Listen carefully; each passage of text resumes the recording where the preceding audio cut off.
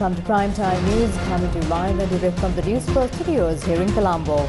I'm Pranadine Jayasinghe. Let's now take a look at headlines.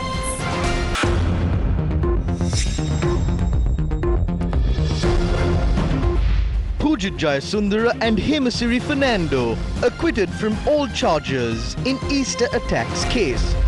Former CID chief goes to court seeking to prevent arrest attempt.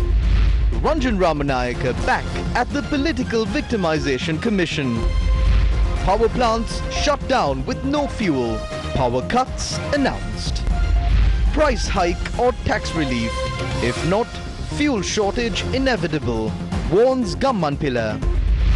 No need IMF to boost investor confidence, says central bank governor. The hunt is on to arrest the suspects who beat to death a police officer.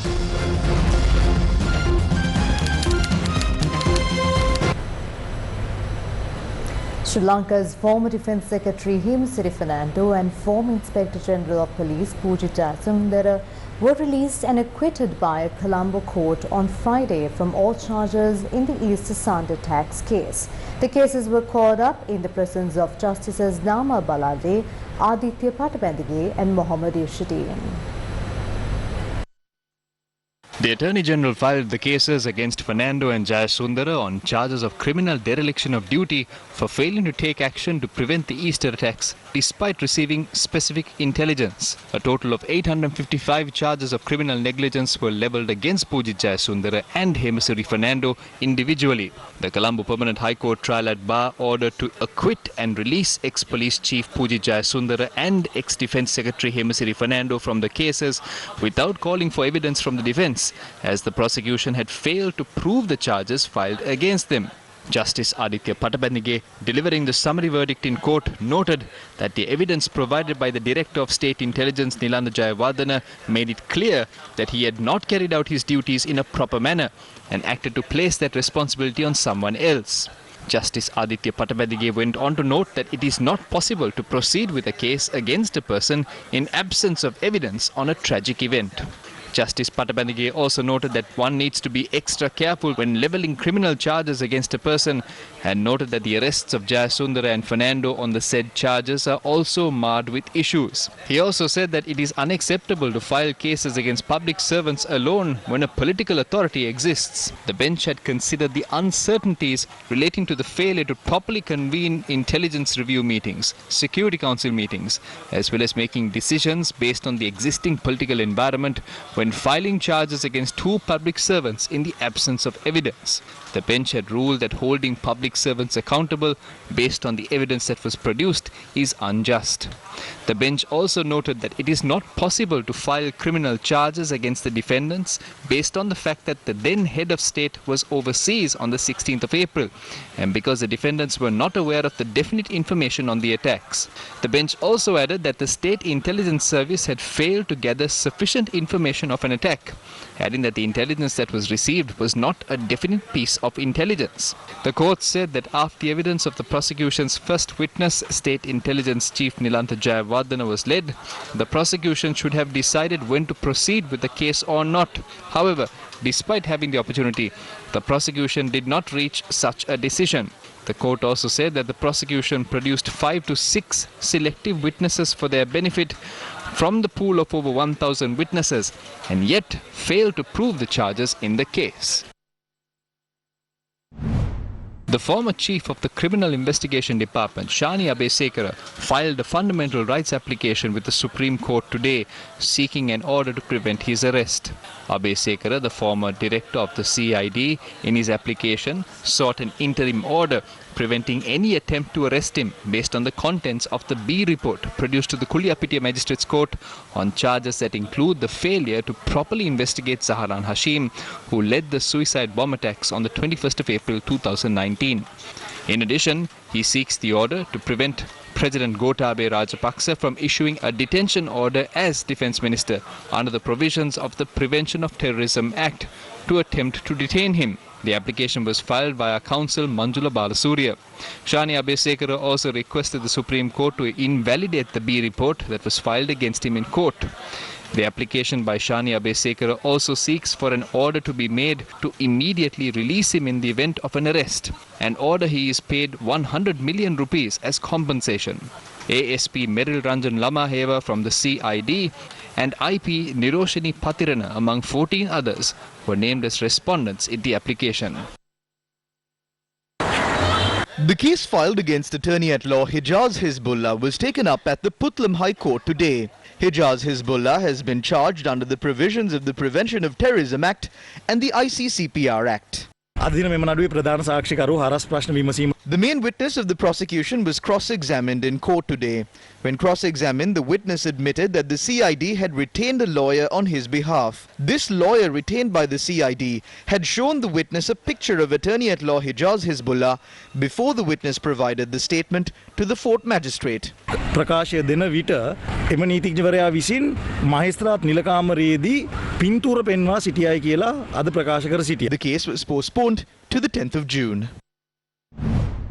Former MP Ranjan Ramanayaka, who is serving time for contempt of court, was brought to the Presidential Commission on Political Victimization at the BMICH today. The police unit of the Presidential Commission had recorded a statement from him.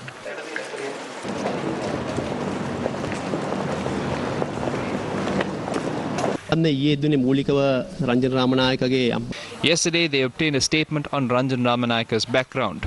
Today they recorded statements over 5 complaints. Tomorrow they will record a statement on the last complaint. A presidential commission has been appointed by the President to decide whether the Upali Abeyratna Commission's report can be implemented or not. We hope to submit all our statements to them.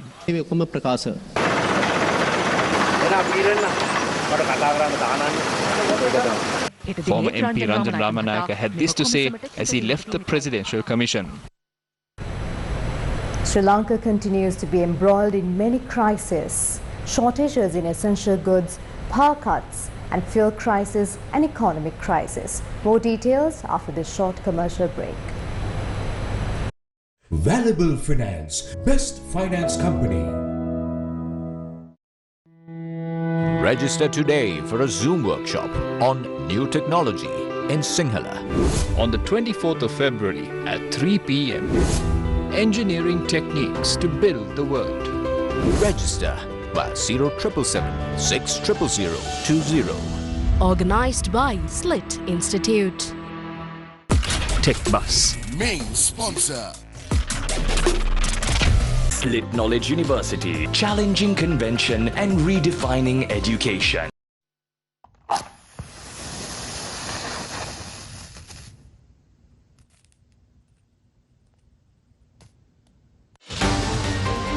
Darkness. It's something that we, the people of Sri Lanka, will begin to get more familiar with in the coming months, because today the Public Utilities Commission of Sri Lanka has granted approval to the Ceylon Electricity Board for scheduled power cuts in various parts of the island tonight. So if you haven't already experienced a power cut by this time, you probably might in the next few hours. And as we speak, there are many areas in the country that are in darkness. Now, according to energy experts and members of the Ceylon Electricity Board and the Public Utilities Commission of Sri Lanka, experts in the field, there are many factors that have contributed to the power crisis here in Sri Lanka, and this has been aggravated, of course, by the forex crisis here in the country and also the subsequent fuel shortage that we are facing here in Sri Lanka. Sri Lankans, over the course of the years, had gotten used to an uninterrupted power supply 24 hours of the day. But now we are faced with the risk of having power cuts, scheduled power cuts on a daily basis. And tonight, the number of hours that the power cuts would last is estimated to be somewhere between 1 hour and 45 minutes. How did we really get here? Now, the main reason behind the current decision to impose power cuts is the fact that the combined cycle power station at the Kalanithissa power plant has malfunctioned. The malfunction at the power station means 136 megawatts of power is lost to the national grid. In addition, the Matugama, Kolonnava and Tulhiriya power plants are also malfunctioning. 200 megawatts has been lost to the national grid because of this. That is the main reason for the decision to impose the scheduled power cuts today. Several 400 megawatt generating power plants are shut down as they have run out of fuel. Fuel at the West Coast power plant is set to run out at 7 p.m. The national grid will be short of around 600 megawatts tonight. Therefore, we have no choice but to impose power cuts in the country. Accordingly, 1 hour power cuts were imposed between 2:30 p.m. and 6:30 p.m. today under 4 separate groups. In addition, 45-minute power cuts will be imposed between 6:30 p.m. and 10:30 p.m. as well. I don't think we will face a massive issue during the weekend. The maximum requirement today is 2,650. We did not expect this. We were hoping that the public would support us by using power sparingly after requests we made. Statistics show that the power usage has, however, not been reduced. Although power cuts will be imposed across the country, we will make sure it does not affect the essential services. It is time for the CEB to purchase fuel from the CPC. The CEB has to make sure that it has the required oil reserves at least by the next 2 to 3 months without focusing on the financial aspect. We are taking the necessary steps. Minister of Energy Udaya Gamampilla stressed that fuel can be given to the CEB only if the necessary payment is made. They paid us 20 billion rupees for their outstanding debts. They are yet to pay 80 billion rupees as well. This is where the funds are stuck. The reason why Sri Lanka is in so much debt is because the CEB and Sri Lankan Airlines continues to obtain loans without repaying their outstanding debts. Furnace oil sold at 70 rupees was increased to 110 rupees. We clearly informed the relevant companies about this. The debt must be paid. We have informed both companies that steps must be taken to refrain from increasing the debt further. We told Sri Lankan Airlines that we will give them the fuel if they give us the dollars. We told the CEB to give us rupees because we can't afford to impose power cuts and inconvenience the people. The reason for their power plants running out of fuel is that they have not made their payments. The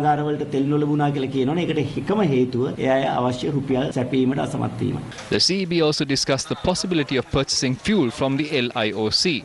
Trade unions point out that the issue poses a serious risk of the foreign countries taking over the energy sector of the country. How can the CEB, that cannot settle dues of about 95 billion to the Petroleum Corporation, pay upfront to the Indian Oil Corporation and purchase fuel? The IOC will provide fuel on credit for a certain period of time, but the IOC will not act the same way as the Petroleum Corporation. They will impose a condition saying that they cannot give fuel after a certain point. Then they will demand the thermal power plants of the CEB be handed over instead. We know that India wants to take over both the supply of electricity and fuel in the power industry of Sri Lanka. This is what India is trying to achieve through this crisis. The National Water Supply and Drainage Board announced a 36-hour water cut in several areas in Colombo from 10 a.m. today due to a sudden breakdown in the main pipeline. Colombo 1, 7, 9, 10 and 12 will be affected, while low pressure supply will be experienced in Colombo 8 and 11. President Gotabaya Rajapaksa today made a surprise inspection at the Sri Lanka Sustainable Energy Authority, located in Colombo 7. The objective of the President's visit was to directly engage with the officials from the Sri Lanka Sustainable Energy Authority on the possibility of further using hydro, wind and solar energy for electricity generation. The government aims to enhance the contribution of hydro and renewable energy to 80% of the overall energy mix by 2030, as per the National Policy Framework Vistas of Prosperity and Splendor. The head of state had pointed out the need to consider what the country needs and take the necessary steps. The President also stressed the need to remove the obstacles that prevent foreign investment in Sri Lanka's energy sector and noted there will be no legal issue when doing the right thing. The power crisis in Sri Lanka has, of course, been aggravated, as I mentioned before, by the fuel crisis that we are facing. Is there really a shortage of fuel in Sri Lanka? Is it just all make-believe? Is it a mafia? Whatever said or done, if you had driven past or even walked past a fuel station during the past few days, you would have seen long queues of people standing in line to get fuel. Now, this is in addition, of course, to the long queues of people who might be standing in line for other essential equipment, but transportation is one of the most fundamental requirements in a country. Just imagine if we run out of fuel one day. What will the plight of Sri Lankans be? However, the minister in charge maintains that there is no fuel shortage in Sri Lanka, and this is all just rumors that are spreading around regarding a fuel price hike, and because of that, traders have begun to hoard on stocks. But what really is the current situation of the fuel prices in Sri Lanka? The daily consumption of diesel in the country is 6,500 metric tons. The monthly requirement of diesel in the country is 195,000 metric tons. In addition to that, we must also consider the other related costs in the supply of fuel, including the payment of salaries and other administrative costs of the relevant institutions involved. This cost stands at 650 million rupees. The cost of salaries and other facilities provided to employees of the Ceylon Petroleum Storage Terminals Limited alone is between 800 and 850 million rupees. Against such a backdrop, India has promised an aid package in the form of a $500 million credit line to purchase fuel. Long queues were observed in many filling stations today as well. The filling station in Baddagama was opened at 8 AM today. Long queues were observed here. Fuel was supplied to some filling stations in Gaul this morning. Only 500 rupees worth of kerosene was sold per person at a filling station in Gonapi, Nuwala. Our correspondent reported a shortage of diesel was reported at 4 main fuel stations in Madara. Diesel then was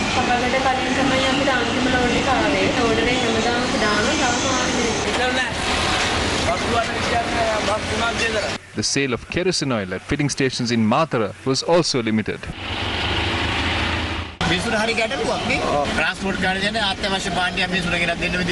The sale of petrol in a number of filling stations in Hambantota was also limited. Certain filling stations had run out of diesel, while some filling stations were closed. Although petrol was supplied to some filling stations in Gampaha, there were no stocks of diesel. Several filling stations in Ganemulla were empty due to the unavailability of fuel.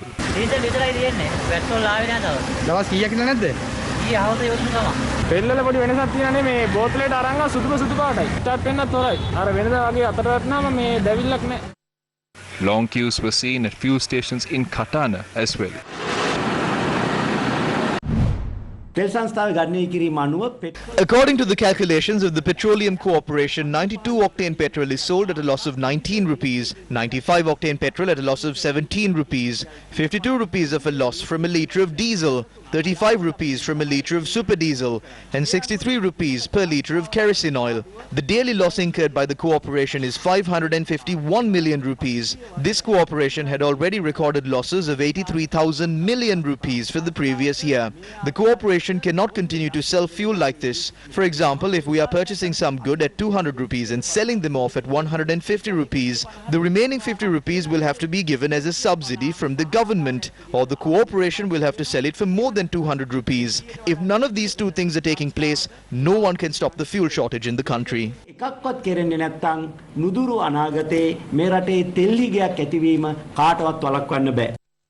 The Minister of Energy has already sent his request to the Finance Minister to remove the tax imposed on fuel. According to the calculations of the corporation, a litre of 92-octane petrol has been taxed at a rate of 42 rupees, 64 rupees for a litre of 95-octane petrol, 17 rupees for a litre of diesel, and 35 rupees on super diesel. For a day, the Ministry of Finance earns a sum of 368 million rupees. We hope to cover up a majority of the cost by reducing this tax. Afterwards, we will look into how much we will have to increase the price. We should increase fuel prices with the concurrence of the Ministry of Finance. If we are increasing, we will increase it without informing the country in advance. Because if we do inform the country, long queues start forming. Either we must go for a fuel price stabilization fund, because honestly, even I don't know how long we can carry on like this. We can go through the month of April with the credit facility from India, but the remaining 1.5 months are extremely challenging.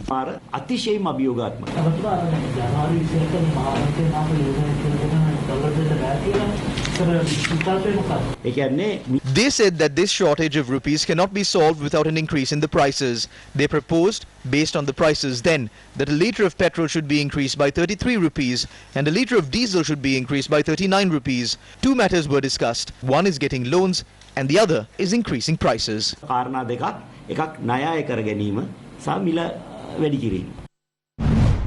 The price of fuel in the global market was decreasing for 17 months. A barrel of oil was selling at less than 19 rupees at times. When oil prices were low, the minister allowed the government to pillage the people and remained silent over that. You can't talk about losses or the fuel price formula. You don't have the right to shed crocodile tears over taxes as well.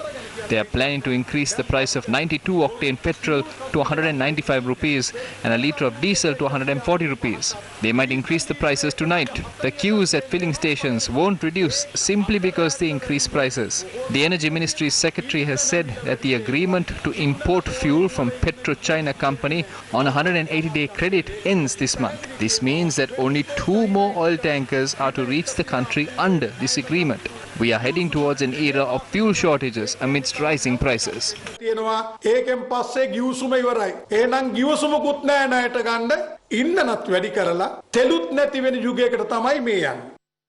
The financial crisis in Sri Lanka, not something new to our viewers out there. You might be feeling the effects of this financial crisis. Inflation on the rise, inflation actually hitting record levels. Now, there is much debate surrounding on how Sri Lanka should proceed in the future to address this financial crisis, because it's a known fact that the financial crisis in Sri Lanka, or the issues in the economy of Sri Lanka, were left unaddressed for a prolonged period of time.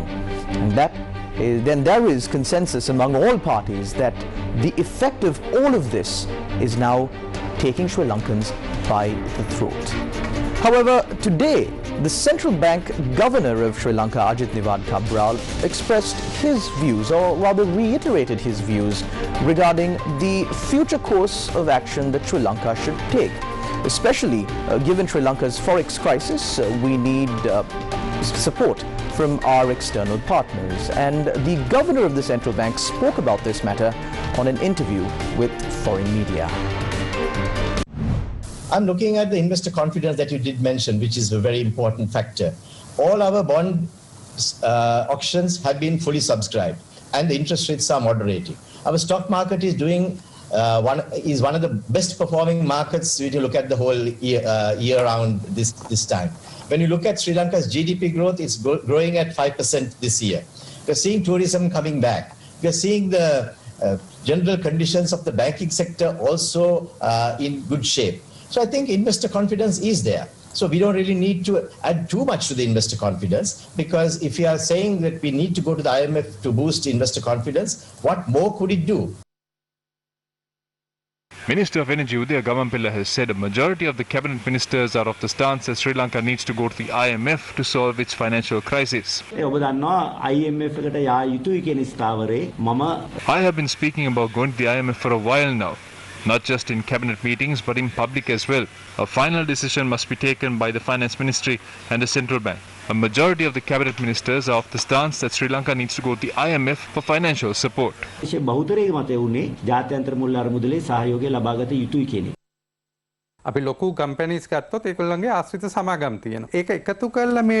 Large conglomerates have subsidiaries. Adding up the profits of all these companies in a way that exceeds 2 billion is unfair. I feel this is a punishment for doing well.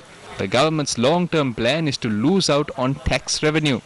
As a result of performing well, we have to pay a surcharge tax. On the other hand, we receive tax concessions if we don't do well. The people must be wondering what's wrong with obtaining a 25% tax from a company that is performing well. Just like the EPF and ETF were exempted from these taxes, PLC companies must also be exempted from this. It's the private sector that is running this country. Out of these 70 companies, about 50 companies are public companies with voting rights. They have earned profits as they are being regulated. When they earn profits, they have to pay a surcharge tax. Those who don't perform well are receiving tax concessions. This will result in employees losing out on their salaries and perks. It might have an impact on the performance. The Sinhala New Year is approaching us. Will they pay bonuses? Financial institutions spend 25% of their earnings on their customers. There are several small businesses affiliated with them. Most of the people are employed in these 72 companies. They will be badly affected. Some companies have made 2.1 billion in profits. They have to pay 25% even if the profit slightly exceeds the limit. Some banks may have made 1.9 billion in profit. They won't have to pay the tax. They will receive the advantage of being allowed to perform well.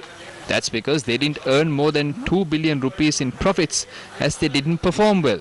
This is not equal treatment. Equal treatment. Some companies have to make payments of 6 or 7 billion. It's difficult for them to pay that amount. They have to pay the tax by obtaining loans. Otherwise, they will have to sell their assets. Many people have told us that there is no point in engaging in business in this country. There are issues relating to foreign exchange and taxes. Many people are trying to leave Sri Lanka and launch businesses overseas. This will affect employees in large companies. To achieve a profit of 2 billion rupees, they would have to receive more investment. That is why they earned 2 billion in profit. We usually look at the return on investment. In some companies, the return on investment exceeds 100 million. Therefore, earning 2 billion in profits doesn't mean they are super rich companies. They have more investors and shareholders. In the case of banks, no one can have more than a 15% stake. Therefore, there are many small shareholders. Just because a company performs well, it doesn't mean one person has 2 billion rupees in hand. They're trying to obtain the money that companies can use on setting up new factories and then spend it unnecessarily. There's no transparency in the government. The income tax is 24%. Then the VAT ranges from 18 to 28% depending on the profits. If we assume it's 18%, then the payable tax is 42%. Let's assume 14% is paid on dividends. Then it's 56% in taxes. Along with the surcharge tax of 25%, it's 80% in taxes. If a bank earns 100 rupees in profit, they have to pay 80 rupees in taxes.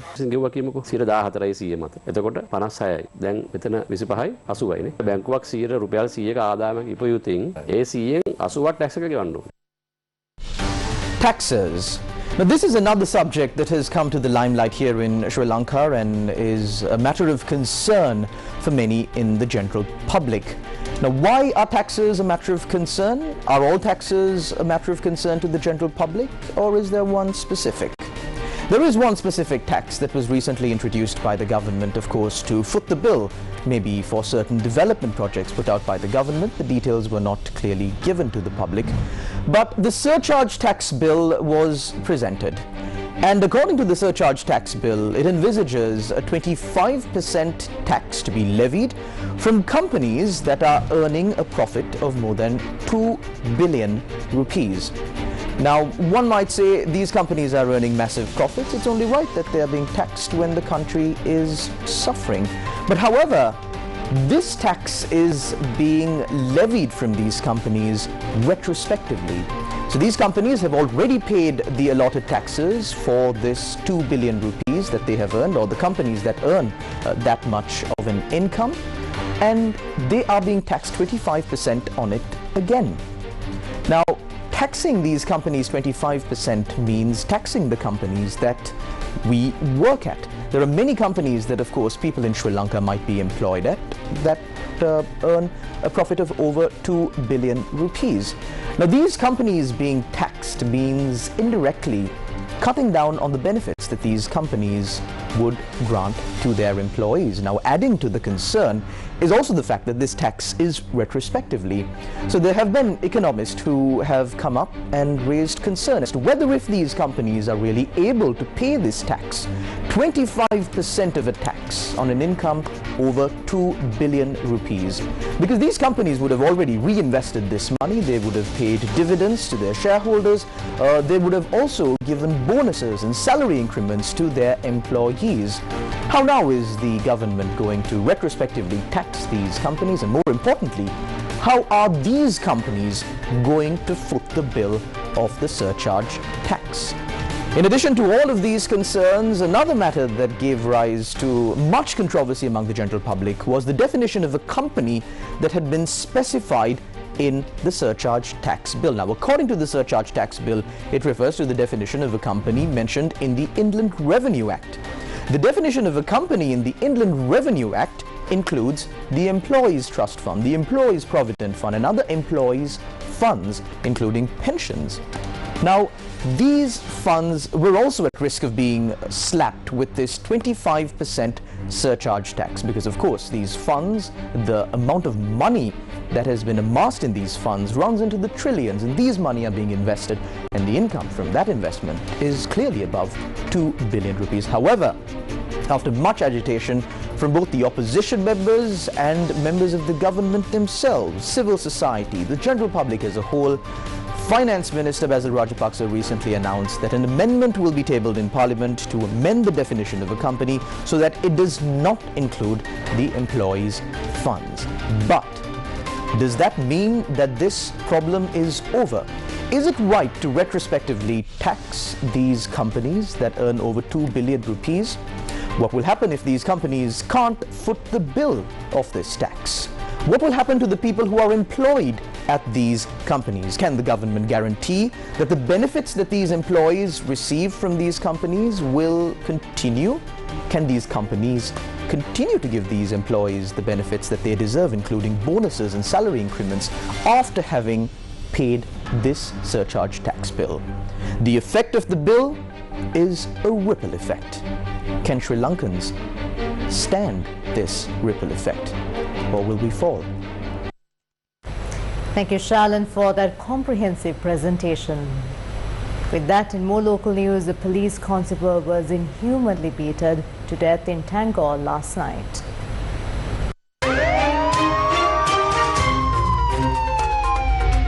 Crime Watch.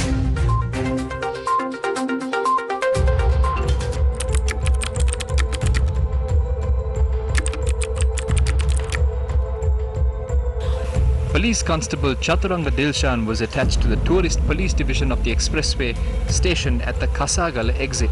The 34-year-old father of one was living in Vitaranatheniya, Tangol. Police investigations revealed that the family of the police constable was engaged in altercations with a neighboring woman for a considerable period. A hotel is also being constructed not far from both these houses, and on Thursday night the workers at the site hosted a party and the police constable was brutally killed after an argument broke out. The occupants of the house that constantly held altercations with the police constable's family had also attended this party, and the woman in question had once again gotten into an argument with the police constable's family. According to police, a group of 15 people who were at the party had assaulted the police constable, his wife and his brother following the argument.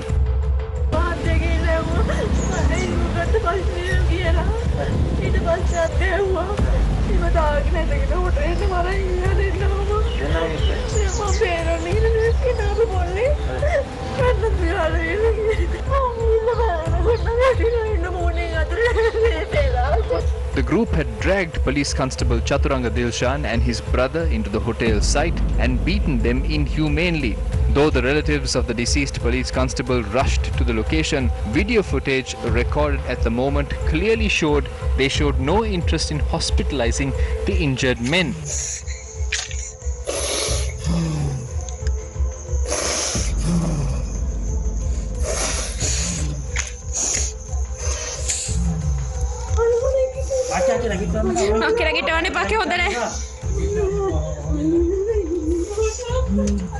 Later, the locals had taken measures to hospitalize the two men, and the police constable Chaturanga Dilshan was ruled dead upon admission.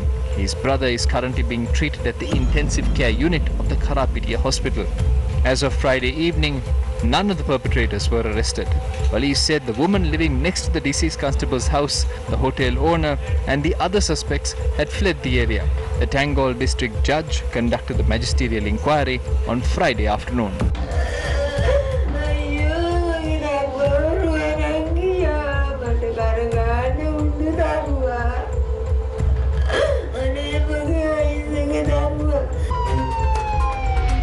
Crime Watch.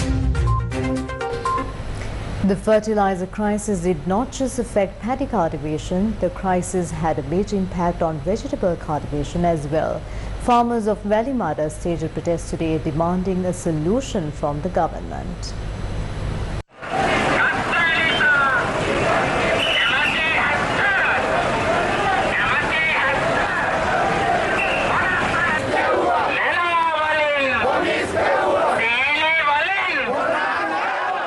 Farmers in Valimada marched in a protest demanding compensation for vegetable cultivations that were affected by the fertilizer crisis.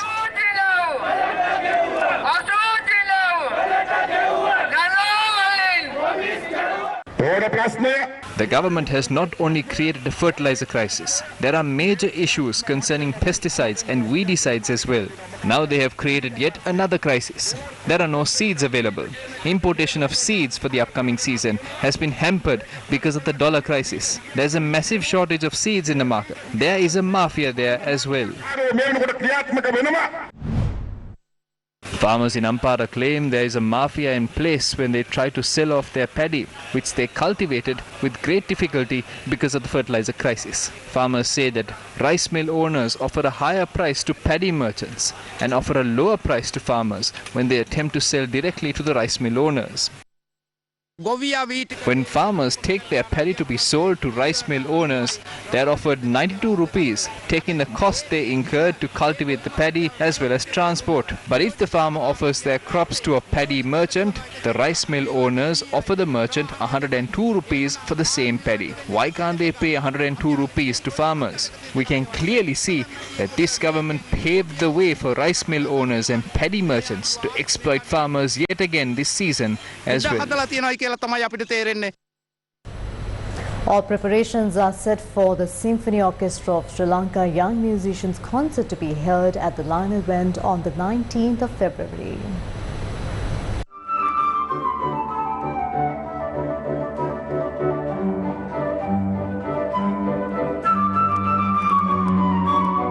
This is the first live concert organized by the Symphony Orchestra for the year 2022.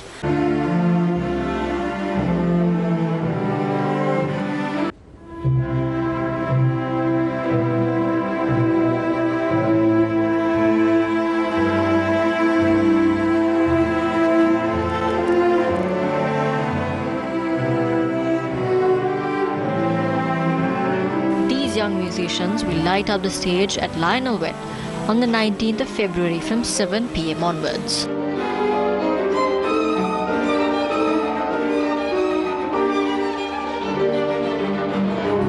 With that, we wrap up Primetime News. I'm Bernadine Jai Singha and the interpreter for tonight is Tarika. Good night. Take care.